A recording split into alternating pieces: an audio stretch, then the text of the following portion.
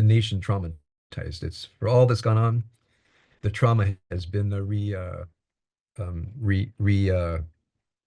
activated. There we may drown if we let fear, and I'm going to hear say trauma, pain, etc., hold us within its grip and shake us side to side and leave us flailing, torn, disoriented. But if we rest there in the trough, then the other kind of work can go on. So again, thank you for another really exquisite poem. I do want to move on to my topic for tonight. I have some parts of Psalms uh, marked up. I want to start by a bit of an apology if anybody's reached out to me. Unfortunately, um, I did something very silly with my back. I lifted a pot of soup to take somewhere, and I now have two bulging discs, which is thank God one step short of a herniated disc, which I had back in '08. And wow, that was horrid. So I've spent all night in the emergency room. I've been going back to the National Insurance Office and to our PMO and back and forth. So in addition to having a bad back, Amiral's been driving me around, the center of Israel, getting all the forms arranged so I can get an MRI and eventually get treatment or surgery or something. So if you're waiting to hear back from me, I haven't been avoiding you. I've been dealing with uh, not being able to walk many days and unspeakable pain. If you ever had, disc problems, and then I wake up this morning and I feel pretty good, probably because I know I'm coming here. So anyway, I'll hope to get caught up ASAP. So thank you all for being here. It's a machaya. It's life invigorating for me to know that you will be here and we'll join in Shabbat together. I want to talk a little bit about what's happening in Israel. I know many of you um, care for many reasons, and I watch people's Facebook feeds, and um, when it became known that the two little redheaded babies had died, and then it became known that they had been murdered by hand, according to the Israeli forensic laboratories. It's as if everything from the past 14 months has been reactivated. Um, and it's, there we mourn here in Israel through the news and the newspapers. There's been some good words out, but the only thing that could matter, I think, at this point would be the poetry of grief. People say their blood will be avenged, and when their mother's body was not brought, again, there would just their blood will be avenged, their blood will be avenged. And on the other hand, people are tired of war. As much as vengeance is um, necessary and appropriate, nobody can see sending more young people in to die without some very clear proximate goal. Um, and also, as you know, I think that while the desire for vengeance, which is an extreme form of justice, is understandable, there's also just a time to grieve. And of course, people want someone to do something. Here, for a small but loud part of the country, it's anger at the prime minister that he should have brought them home. Which, for me, and this is my politics will be obvious. So I'm not offending anybody. It's a kind of a magical thinking that he had the power with this terrorist, evil organization to do something that would strip them of their power. Their power is holding hostages, and the idea that he could have just done something and gotten the hostages back, I think is a fantasy. Personally, the evidence seems to say that, but people need to be angry.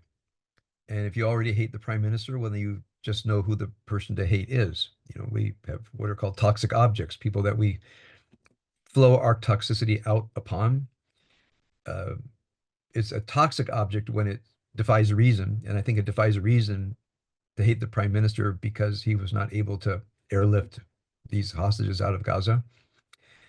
Um, For others, it's we have to defang and disarm and defeat Hamas, which is uh, not an irrational hope, but not a clear one. And I think we're just left with grief. And not far from us is Hostages Square. It's up by the Tel Aviv Library, Cultural Center in Tel Aviv, and it's packed every night with people that are just sitting Shiva together. I haven't been able to go. Meirav has gone. She says the poetry and the music is just exquisite. And she wondered if even after this is all over, whether there will still be weekly gatherings of Israeli solidarity. She said there was a really transcendent experience, being with other mourners, and um, this was before this week, of course, and being having the music and the warmth and the mutual uh, consolation envelop everybody. Uh, so I don't know what's going to happen next. I think it's going to take a few days, just like when we mourn, when we bury somebody, we sit Shiva because, as this poem says, when you're in that deep spot, you just have to wait. Time doesn't always heal, but we heal in time. And if you're going to heal, it takes time. I don't think, and again, I think with deep trauma, as I'll be mentioning tonight, there is no full healing. I think if one is traumatized, if, I'll be teaching about this further tonight. Trauma is right always under the surface, and it can be re-triggered. And part of what working with trauma is to know when you've been re-triggered and to know what to do when it happens. I don't think we get over trauma. I think we can integrate it, uh, but we can't excise it from our souls. All right. So my topic for tonight is what I'm going to call an approach to trauma with with the soul, and I want to make a few distinctions. One is, as I looked up the idea, and every source that I went to was about religion and working with trauma, and they mentioned religious kinds of things, meaning prayer. I don't know what kind of prayer would heal trauma. Meditation depends on which meditation. You have to be careful if you're going to let your thoughts roam. Um, Rituals, again, I don't know of any ritual that can magically relieve trauma. So it sounds as if, as I was reading, someone said, well, let's write an article on religion and trauma and say some religion kind of things. It did not feel deep or sincere. So when I searched more carefully and I was searching soul and trauma, what I realized is most of what I need to know, I already have studied in the work of James Hillman and Carl Jung. Also from my work with clients over the many years, mostly with grieving people. And grief is is an ornery idea to get our heads around. There are some people who have lost people and they've integrated it well. It was something they expected. The death was a relief in a way.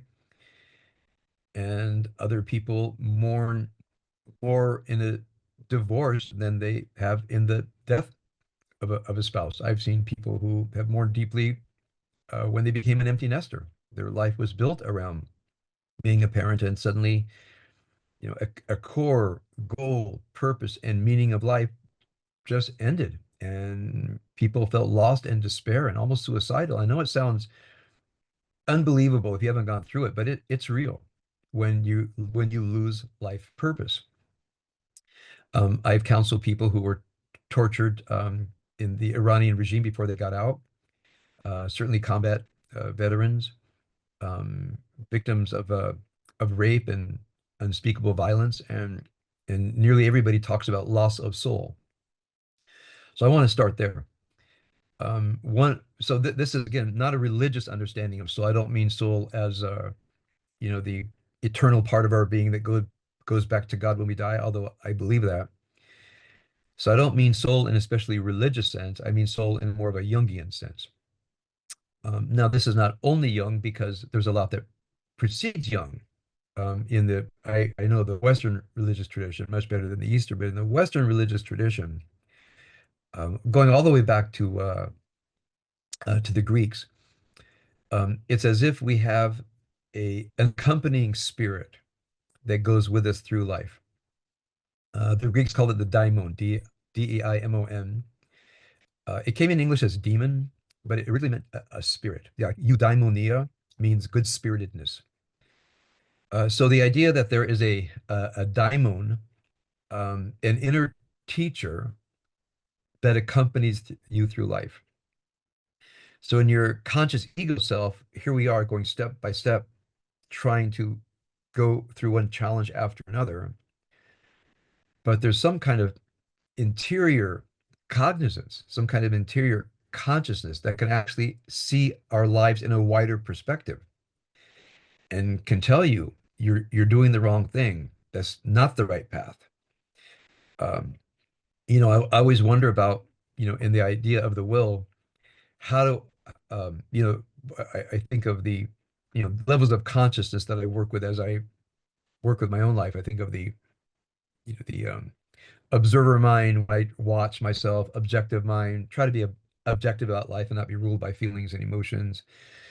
The rational, um, the rational mind, the moral mind, where I try to solve problems, and if they have a moral sense, oftentimes moral problems are problems in rationality. And then the truth mind. I mean, what is the truth of the situation? What's the truth of myself, this other person? What's really happening here? Well, what is it that activates me to get out of this this moment of being lost and sends me into the higher self? It's a mystery to me, but I can only think there is a guiding spirit that reaches down and says, "Get out of there and get up here." So one way that I think of the soul is the one way is the daimon, which is an accompanying teacher that goes with us through life. That if we develop a relationship with it, we can hear the voice much more readily than when it simply intrudes, often in regret. The daimon comes in moments of teshuva, of penitence, where we've known we regret things we've done. We may have not hurt anybody especially, but we've wasted energy in our lives, precious limited energy. Sometimes we've actually hurt other people. At the time it seemed like the right necessary thing to do, or maybe something we just could not do. And at a certain point, some spirit in you says it was wrong, and initiates regret and remorse and teshuva. Well, where's that from? So on one hand, I think of the soul being represented by the daimon, again, some kind of ruach Elohite, some kind of divine spirit accompanying us through life. And then I also think the soul is something much more interior, like the entangled root system. Sometimes I think of it as my meditations have, when I drill through the granite, under the topsoil, and I break through to a cavern, and in that cavern there's a well that's flowing up. I think of a cavern. I've been there in dreams and meditations, and it's a place where I feel almost an eerie sense of divine presence. It's filled with knowledge and even some foreboding. It's a place where meaning is deeply, deeply compressed, and it's something where I feel it's not the only place the soul lives, but the soul is very present in that underground cavern where the river of life is bubbling in. Sometimes I just see the soul as a force that absorbs everything that I go through and processes it before me in an unconscious way. And then if I have a relationship with it, it delivers up um, the refinement of my life. I've mentioned many times the mystery of healing when I'm going through something very tough and I can't think about it anymore. And I come to my bottom line and I say, here's where I'm at. Here's my dilemma. Here's my struggle. Here's the pain. Here's the wound. And I, in something of a conscious way, just deliver it to my soul. And I sometimes feel that the soul is just working in the background, working silently. It appears in dreams. It's one reason I think dream work is very important. Suddenly, when I read a poem, the soul, as it were, awakens and says, "That's what it is. That's what we're talking about." And sometimes I'll be watching a movie or something, and because of the alertness of my inner life, I know the soul's at work. It's still watching, And then one day I wake up and I feel better. I don't quite understand it. It's happened so many times in my life that as if my soul has finished its work, and then just, during the night it says, here is the day, and it delivers it up, and it says, now be careful. Let's not go through this again unnecessarily. So I have many, many ideas about the soul. But one thing that happens, I think, in trauma is that if one thing that the soul does is form a life meaning. Now, we're going back to something I talked about a while back about goals in life, purpose in life, and meaning in life. It's not an easy thing to talk about in any definitive way because nobody has a definitive understanding of these. Anytime you try to define the word one way, then we find we use it in a different way. But I roughly want to review that. When I think about my goals in life, they're what I call, fun goals. I'd like to be the middleweight champion of the world. When I was in my 20s, it wasn't going to happen, but I used to fantasize, what would it be like if I were the middleweight champion of the world? Um, and then there were other goals. I remember goal of being fluent in Hebrew and knowing how to read Talmud. And, I said, well, that's actually achievable. And then certainly when all the parts of becoming a rabbi, certainly my martial arts, I walked in, I thought, well, I'd really like to get good at that. For me, purpose comes in when you're willing to suffer. And for any goal that requires constant training, constant transformation, overcoming your Yetzer Hara, overcoming procrastination, overcoming depression, overcoming the doldrums, overcoming shame from lack of success, you overcome all of that because the goal has become a purpose, which means it's a core part of your life. Uh, by the way, one thing I teach in my Parenting the Soul to Child class, which I'll be getting back to, is parenting well has to be a goal, a fairly well set goal, very um, a goal with tremendous amount of definition. Many parents parent instinctively, and their instincts sometimes are all wrong.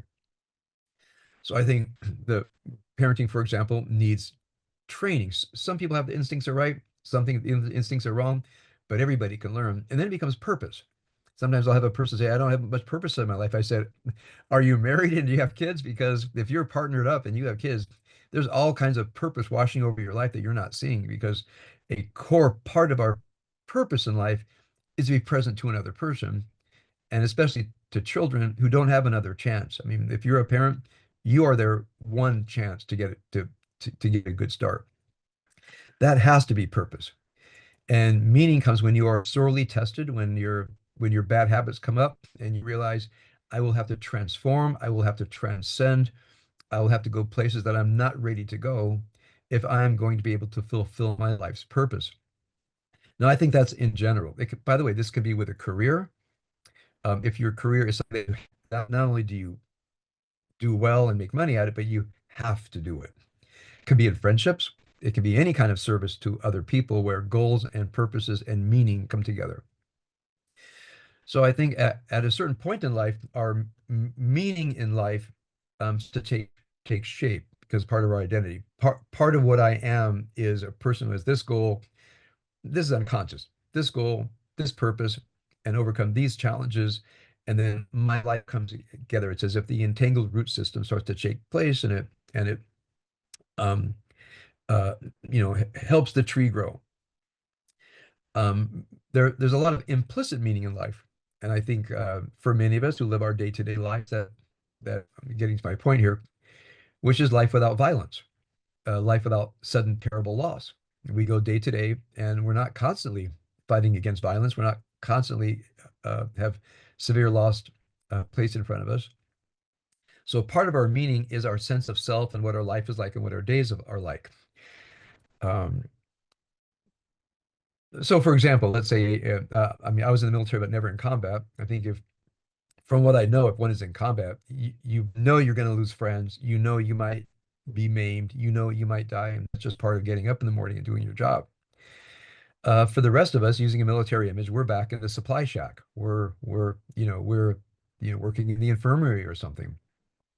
So I've known people who've gone through life day by day and then suffered horrible, horrible trauma, grief, and suddenly, metaphorically, they're taken from being the supply clerk to being on the front line against the rapacious evil that wanders across our planet in space and time. And you never know when it's going to be your day.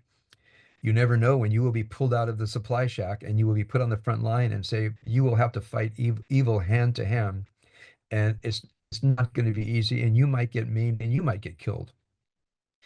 I'll share with you again an archetypal my archetypal initiation into this. I was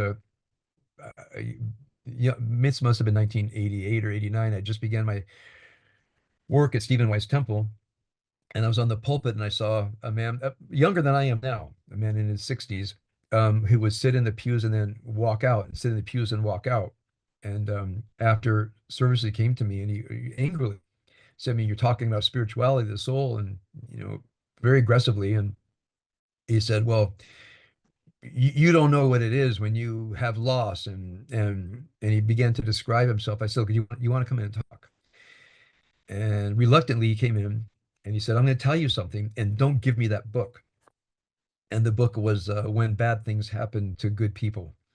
Um, and he said, I tell what I went through, and people hand that book out to me like candy. I said, "Okay, I won't." Um, by the way, it was written by a very talented Reconstructionist rabbi. I read the book. It wasn't my approach. So I have no doubt that I was not going to give him the book. So here's what he told me. If you've heard this before, forgive me. He said, "I was a good marriage, um, two kids, one an extraordinarily talented daughter, and a developmentally disabled son who was, in a institutional setting. He had a hot plate in his room, and there was an accident. He started a fire, and he died in the fire." And he said, and we were, of course, our family was ripped apart. My talented daughter, who felt that all her talents were taken from him, meaning instead of things evening out, he got less and she got more. So she committed suicide, his daughter. Um, he and his wife were in their late 50s, and the marriage couldn't withstand it, and she left him. She just, I look at you, I think of my kid, I think of my life, and I have to go somewhere else. So at 55, he had one life. At 60, he had another life. And the, the torture was apparent. And he said, "So, Rabbi, soon to be Rabbi, uh, what do you have to say?" And my heart did go out for him. I was a father. Uh, I'd seen enough, and so I was able to say things to help him know that I was not standing above him. I was speaking to him, and I shared with him a bit of Kabbalistic spiritual psychology, that we live in a world of randomness and brokenness. This is not God doing it to us. It is God suffering in this world with us. The brokenness of God, that which is part of Kabbalistic Kabbalah. In fact, from a Kabbalistic perspective, we are suffering the brokenness of God in this realm. We are suffering a metaphysical wound that becomes personal for each of us. And so this is not the time where you turn against the divine, because we are the divine, we are the agents of the divine, and we are in the process of healing the divine as we face evil. So this is not God doing it to us. We are actually, as it were, fighting for the healing of the divine. If you've never heard of Lurianic Kabbalah, this is a very strange idea, that the well-being of God depends on us. As we fight evil, we heal God. We repair the breakage of God. We take the shards of light that are trapped in these husks, and when we fight evil, including the evil cloud that can destroy the soul, when we break that husk, the spark goes back, and the divine is rebuilt, and as the divine is rebuilt, we are rebuilt, and we can rebuild each other. So I took a half an hour and described it to him, and he had been in the military.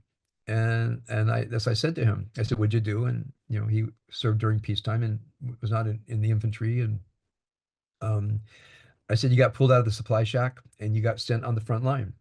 And what you can do, a couple is, you can break down, you can run, you can be mad, at the world, or you can do your job and fight the evil, getting ready to, you know, to break through the perimeter. And you have your position, and it's on you. No one can replace you in that spot." your work to do. Um, so your question is, do I stand up and fight evil in my place at my time, from my fighting hole, as it were, or do you run and anger? And I try to reframe it for him. You've been called to duty to fight the depression, to fight the loss of self and loss of soul and loss of meaning that has happened to you. I said, you will be a wounded man forever, but you don't have to give up the fight, a fight that every single day you will lose.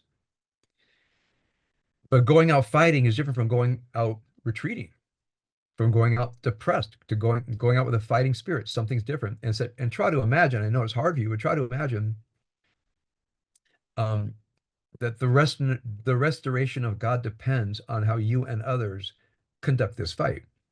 For you, it feels personal, and it is. From a Kabbalistic perspective, it's cosmic.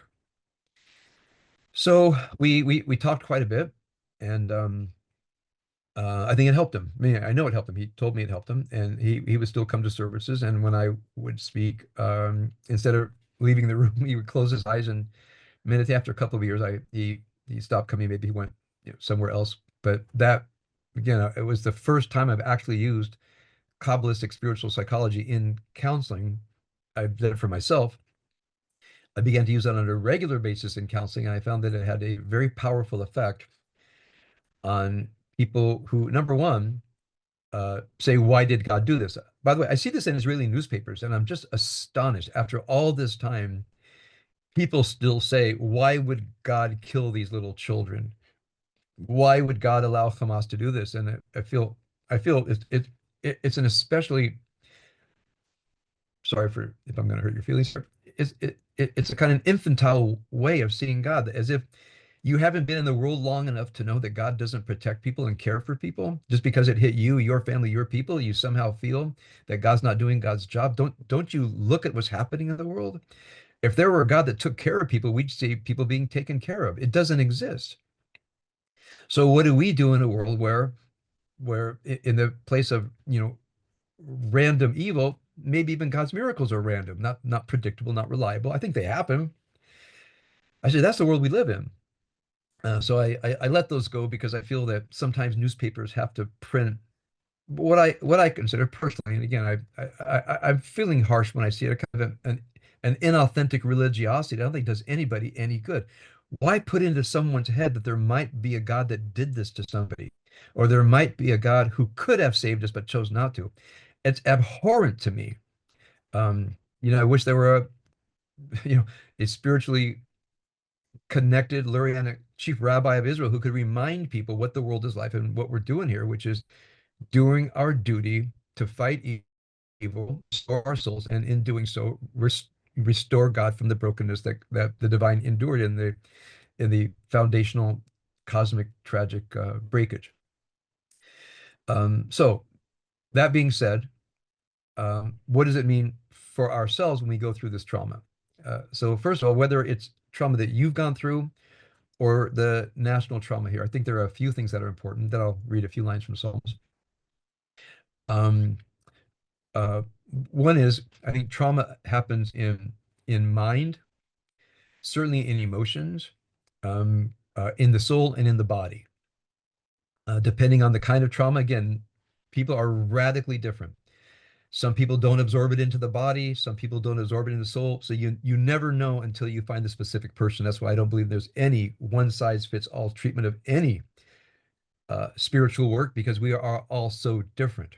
But I will say, if you've experienced trauma, and I've had nothing like this, but I have some trauma in my life, especially suffering violence when I was in my first couple of years of junior high school. I was a white kid in Compton, California, and suffered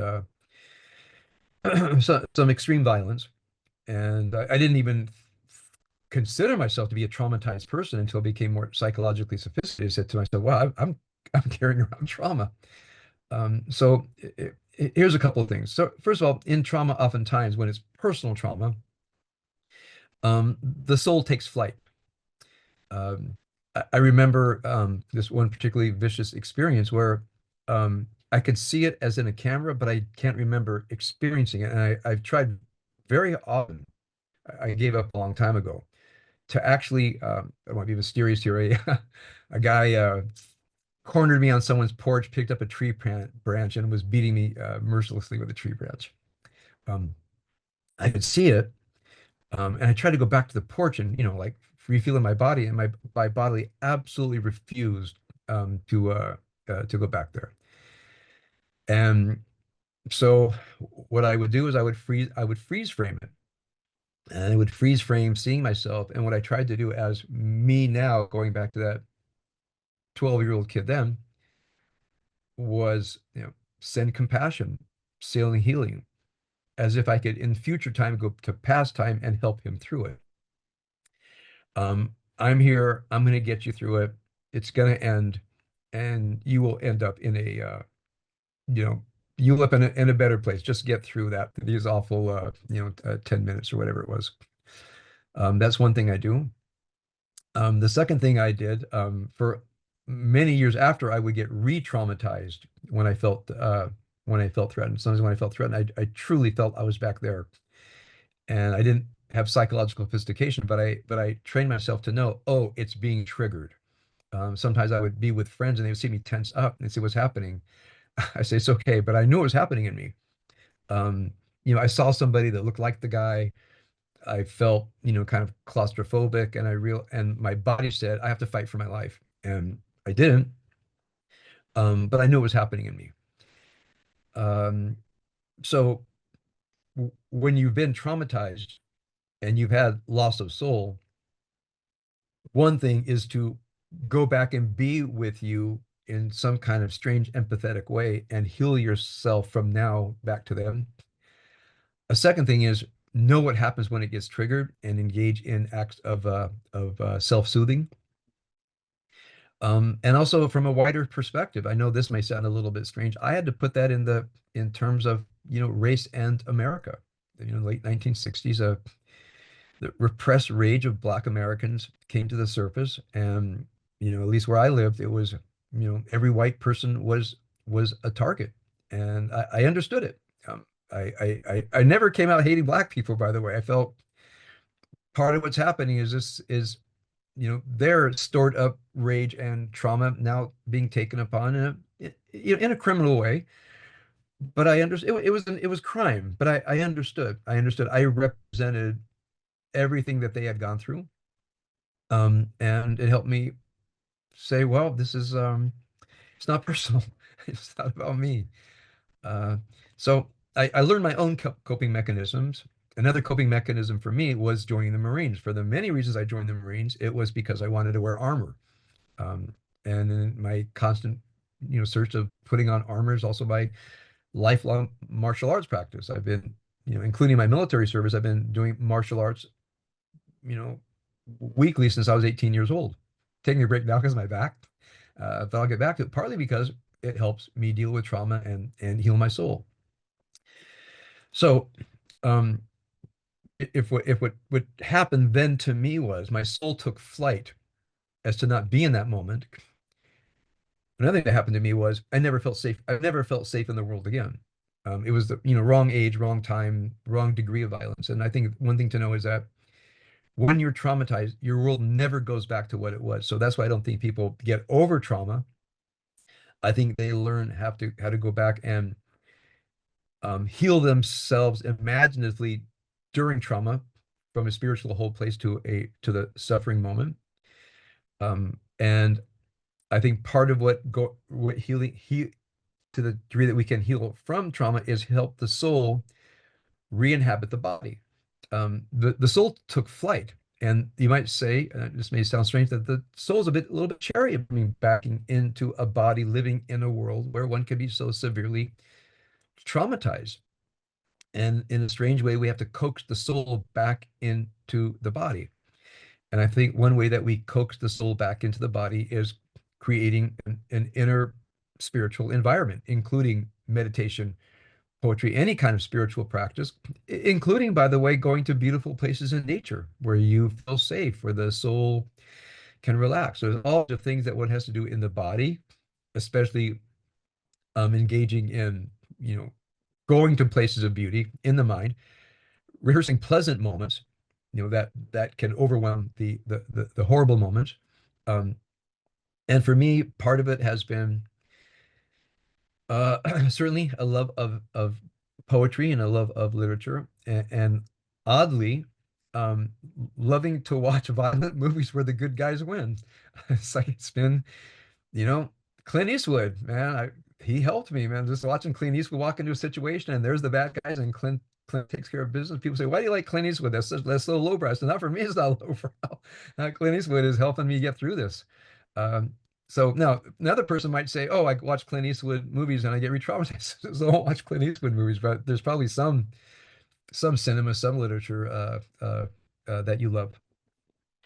Before I go on to any further and take any questions or comments, let me just read to you a couple of passages from Psalms that I was reading last summer, and um, when we're going through the war, um, Psalm 9, um,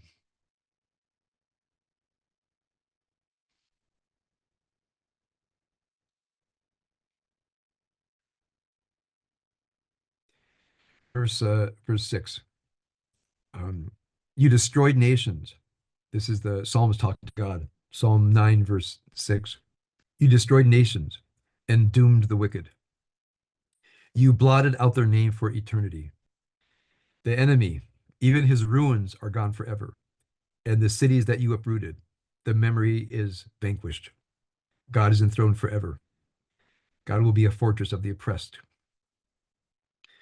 Um, Further down, verse 13. The avenger of blood has remembered him, meaning the victim. He has not forgotten the cry of the humble. Verse 15, 16. The nations sank in their self-made pit. In the very trap they concealed, their own foot was ensnared. God became known through the judgment that he executed upon them. Verse 18. The wicked will return to the depths of the grave, all the nations who forgot God. Arise, God. Let frail man feel invincible. Um, Moving into verse Psalms chapter 10. This is the psalmist crying out. Why do you stand aloof when the wicked man glories in his desires? The robber praises himself that he has blasphemed God. The wicked man, in the pride of their countenance, says, God will not avenge. All his schemes say, there is no divine judge. The evil man succeeds. Your judgments are far removed from them. The evil one says in his heart, I shall not falter. Throughout the generations, I will not have adversity. His mouth is filled with false oaths, deception, and malice. Under his tongue are mischief and iniquity. He waits in ambush near open cities. In hidden places, he murders the innocent. His eyes spy upon the helpless. He lurks in hiding like a lion in his lair. He lurks to seize the poor. He seizes the poor when he draws his net. He lowers himself. He crouches. The helpless fall prey into his mighty limbs. He says in his heart, God has forgotten. God has hidden his face. God will never see. Then the psalmist cries to God, why does the wicked man blaspheme God? Because he says in his heart, you will not avenge. The psalmist cries to God, do you not see? Don't you see this mischief and this evil? You can break it with your power. The helpless rely on you. The orphan, you are their helper. And then his supplication, break the power of the wicked, the evil one. You will search for his wickedness. God is king forever. The desire of the humble you have heard. God, guide their heart, let your ear be attentive, to champion the orphan and the downtrodden. So he shall no longer be terrified of an earthly mortal. One last section from verse Psalm chapter 11. In God I've taken refuge. Um, And he's speaking to other victims. Flee from the mountain like a bird, for behold, the wicked bend the bow. They ready the arrow on the bowstring to shoot in the dark at the upright of heart. God is in the abode of his holiness. God is in heaven. His eyes behold, his eyes scrutinize humankind. God examines the righteous one, but he despises the wicked and the lover of violence. He will rain down coals upon the wicked, fire and brimstone, and a burning blast is their portion. God is righteous. He loves righteous deeds. Those who uphold uprightness. And a little bit from Psalm 12. Save, O God, for the devout one is no more. Truthful people have vanished from humankind. Each person speaks untruth to his neighbor. Lips of smooth talk, with an insincere heart do they speak. May God cut out all the lips of smooth talk, the tongues which speaks boastfully. Those who have said, because of our tongues we shall prevail. Our lips are with us. Who can master us? Because of the plundering of the poor, the cry of the needy. God will say, I will now arise, I will grant safety. The words of God are pure words, like purified silver, clear to the world, refined sevenfold. You, God, will guard them. You will preserve each one forever. And Psalms 13 and 14 continue in this theme. So during the summer, when we got here to Israel, in my I went back to my Psalms practice and I was reading Psalms 9, 10, 11, 12, 13, and 14. You can go through them yourself. And one thing it did for me, number one, I found the poetry against an enemy hiding in his lair who left his tunnel and the Hebrew word lachtot, to kidnap. We have Tabala Chatufim, where they kidnap the victims, they take them into their tunnels and they destroy them and they murder them. This is in Psalms 9, 10, 11, 12, and 13 and 14.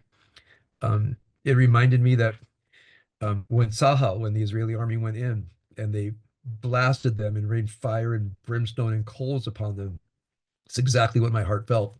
Yes, I know they were innocent, but my heart truly was not with the innocent. That's for after the war. But there, my heart was break them so those hostages can come home and this enemy can never rise again. So now this might not be for all people. Meaning all people might not be consoled by reading poetry that expresses in an eerie way what we went through, and in a vengeful way, the punish being doled out to them, um, and hoping that this enemy will suffer enough that they will release our captives and never come back to power. Now, I don't want to take up the time today, but when I go back to Psalms I want to read today, 30 and 31, it's much more personal about God pulling me out of the deep pit, of God seeing me in my pain, seeing me in my depression, seeing me in being lost. Part of Psalm 31 says, I'm a disgrace. So when people look at me and my misfortune, and like the friends of Job, they say, well, you must have done something terrible to deserve this misfortune. And the psalmist, I wonder if the author of Job also wrote parts of Psalms 30 and 31. He said, people think I'm horrible. Otherwise, why would I have attracted these horrible things? He says, God, you know my heart. You know that I'm righteous. I cry myself to sleep, but when I wake up in the morning, I wake up eagerly to serve you again. So if you've ever been in these situations where your life has just come apart, the meaning in your life has been destroyed by either the anguish of inner life foes, or just the ridiculous and horrendous slings and arrows that life thrusts upon us, and then people looking at you like there's something wrong with you. Well, Psalms 30 and 31. So as I've gone through different points in my life, by the way, Psalm 30 is a psalm we say during the high holiday season, so it's very familiar to me. So again, what I want to recommend to you when you think about your own trauma, the skills that I've realized is, number one, trauma is in the mind, how you think, it's in your emotions, and it's in your body. Trauma stays. It can get reactivated at any time. One thing we have to do is learn to work with our thoughts, our feelings and emotions. When the trauma gets re-triggered, listen to what your body tells you it wants to do. My body told me I have to be able to fight evil physically. And every time I go to jujitsu, I feel like I'm healing the trauma when I was a kid. Um, Also in my mind, I have to look at my life clearly and not react to trauma emotionally, but be rational about it. And when I feel the emotions come up, to consciously treat the emotions, and in more deeply spiritual moments, um, go down to the realm of my soul. It's been a long time now. I mean, certainly things get reactivated, but part of what I've done in my life is, is help heal that kid. It's been a lifetime project of mine is to heal that kid that was traumatized for a couple of years. And I want to say, when I say spiritual practice, I don't mean like the article I read, prayer and trust in God and so forth, but rather spiritual practice, meaning my soul's been damaged. I experienced loss of soul. I experienced a damaged soul. And once I had that language, I knew what I had to do to help my soul through this, as I still do. And one part of it is reading Psalms, reading poetry, to give language to what I went through, but also a language of healing, that there is some force either buried deep within me, if I were an atheist, or that surrounds me as a theist, that I can call down and redeem me from this, you know, from my really very, very minor experience as a teenager. It hurt me, but on the scale of things, it was minor. Um, to scale it out, what people went through here, families have gone through here. I do think that whatever they do, whatever psychological healing they go through, some part of it has to be to address the loss of the soul, the damage of the soul, and to realize that as you go through trauma, one thing you're doing is you're healing your soul. All right, that's my teaching for